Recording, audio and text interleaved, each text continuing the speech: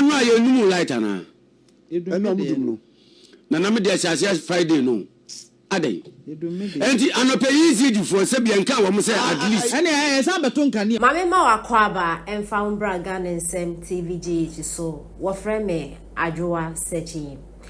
ebusiafo ori akwabena amo journalist odini juma despite media na okan Reverend Owusu Bempa na sofo enketwa no ho na nanudem a o kyerɛ dum so ekunipa enya asem ketwa kra na de nti a ono kan se dum so ekunu no eze no mama samso ye mabufu ne se mo journalist fo amo Ghana ha eze aban bi ba 8 years na se Ghana fo ho fon sa aban no na so mu ye dede propaganda na another party na ewo position no mo bo mbeye hwe no omo de how na bebrese begu ye nso no omo ye propaganda mo begine maka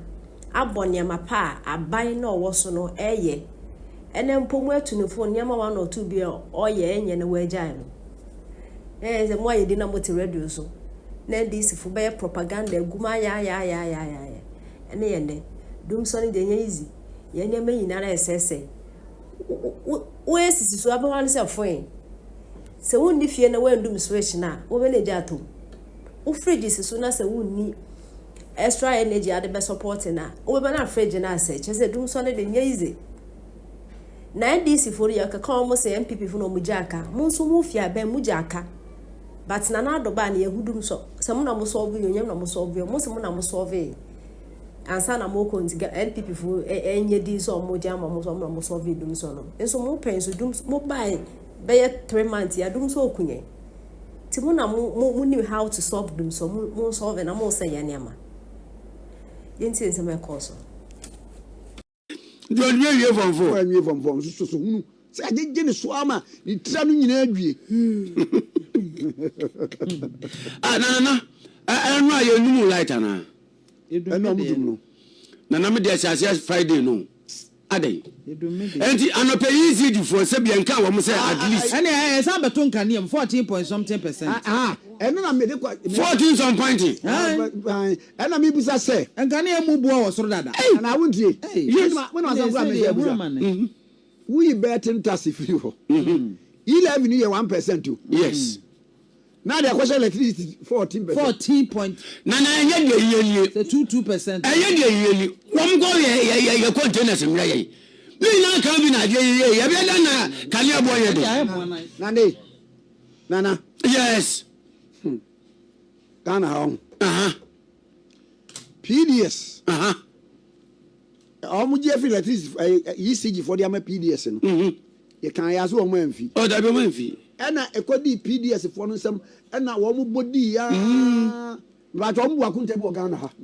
man tida me pa to wo so obi kan ho asem da bi ye tena ha ye deda wo mo fi ye da bi o mo de ye wo di opa the container ni so ba bi as PDS de no wo say wo sa ye se yakohu bi a egu wuram uncompleted structure bi why na de gogu asma ye kan ye millions of dollars Omani na me say that could be on when the besi Ghana won be ya diama Ghana for nyina ya be sori anopa ne nyina bom apia bonte be ka say ye wi ani asa go say o se obi ampi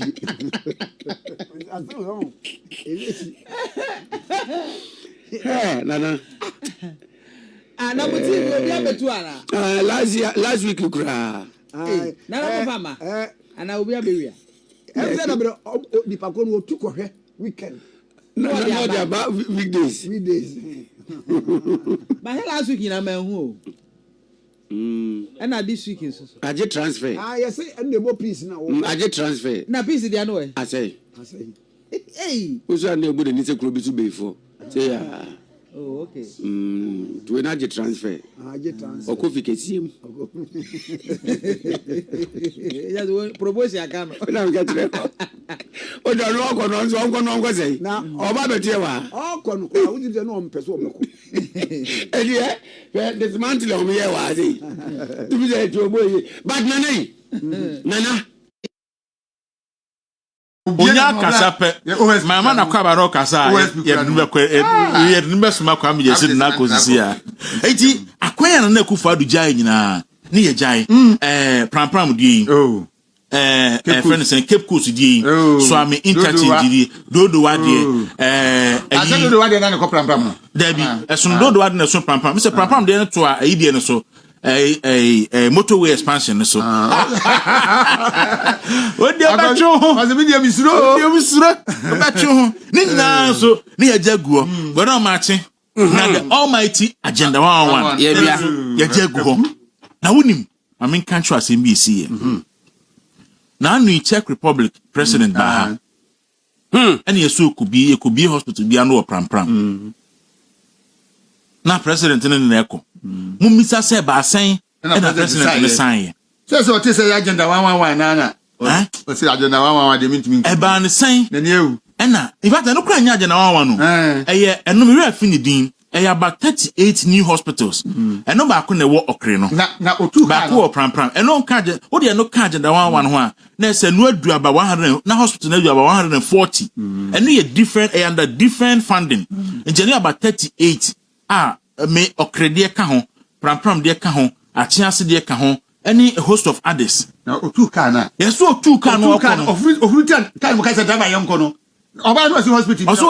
yo ko bia no oba won si hospital yes e ko bia hospital na wonu se na ku fa na si ye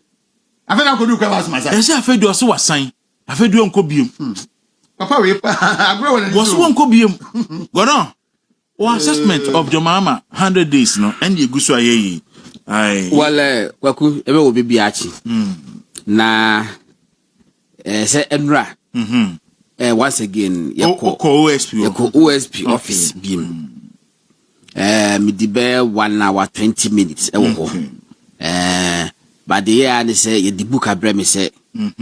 me feel say maba okay nti me feel say maba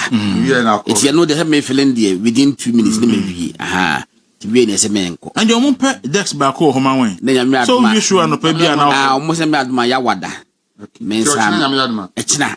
ye beko dem ya aduma cha mesen akwa ochina me do beko se de nram de ana patten se nyambo cha me kom ka se men sam rade a no maka se me sere wo mo oda bi o mo mama konya wo ho na da bi ya so be anim ho no mo a na wo se be ha mi tebu ni na me no me ye aduma na me so ye aduma ho na me no me ye aduma na gradually se kwaku so if I say put the one advice mo ne maybe that me be so bitu na mo bi wo ka say be de minyi si penefo bi so jawa tumefu penefo bi so say na anu omo fe no mbe economy tunufu say ne nko ankono onya di ho di ombeche no o si o na okoko akobekwa ni ene edu ami etino etu de ye be ne sa ye nya ne sa ne ha di mati be ne sa di ya hwade enti busafo ana mo busa se feedback nti se no enra makoho akwa report in fact